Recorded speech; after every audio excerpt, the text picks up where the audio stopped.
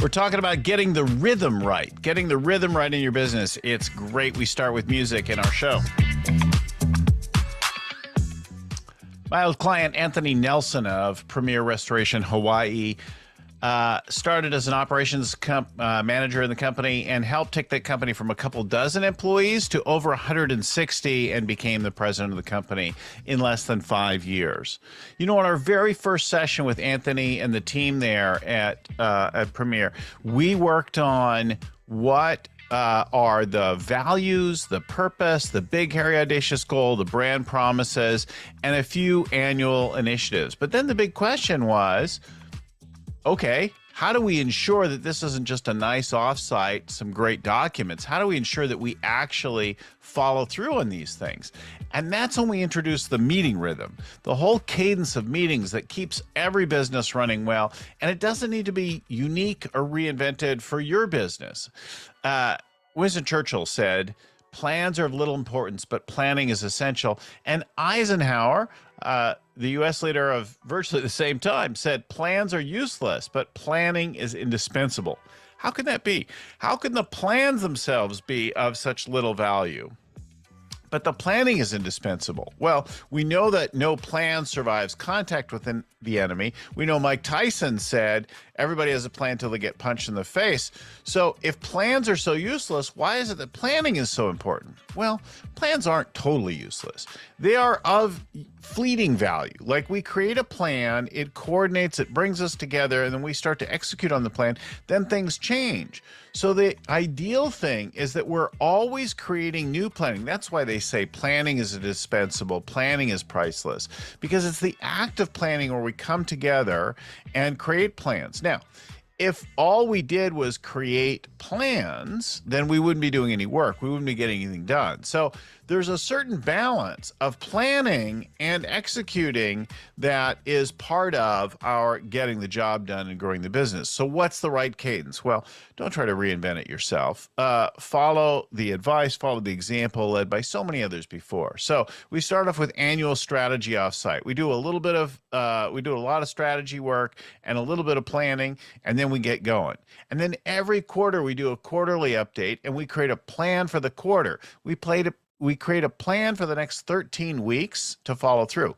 Then, with that plan in mind, and we make weekly adjustments to the plan. We update, we connect with the team, we reconcile things back, right? Then we also want to have daily huddles, because you wouldn't, commence the action of the day or begin a play on the field without doing a huddle. And then we need some one-on-one coaching and that kind of thing. We usually do that on a bi-weekly basis. So get the rhythm right. Now, here's the real secret about all this. The rhythm of your meetings that you run the business with should be proactive, should be scheduled in, should be recurring and reliable, not an accidental beat, like I once did in my old business, where we did an annual and a mid-year, and then we fit in things where we could, and the only thing that we were really reliable about was the daily huddle.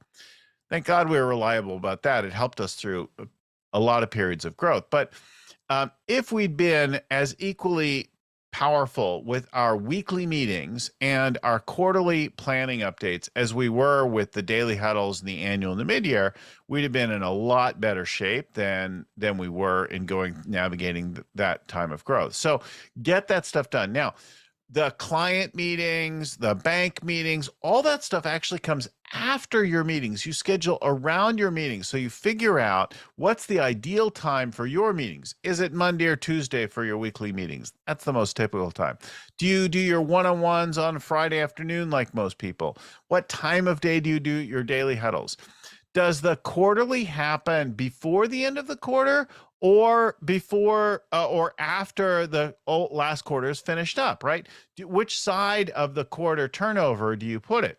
Some people like to have all the results in before they plan the next bit. Some people like to get the plan done, so they start the quarter with a plan. I've seen it go both ways. It works fine. Just get consistent with it, lock that in, and follow the plan, and schedule all your top customers and that kind of thing around your reliable, predictable meeting. Don't chase all of them at the at the sacrifice of the detriment of running your business well. Hope that's helpful for you. Getting the rhythm right is critical to doing a good job with scaling and growing your business, and for having the kind of time, the peace of mind. Remember, the routine sets you free. So get that rhythm set, follow it, hang on to that beat. That's your business. Hey, everybody. I'm Bill Gallagher, scaling coach and host of this Scaling Up Business podcast. We bring a show to you at least once a week here, wherever you're getting this now, video, audio.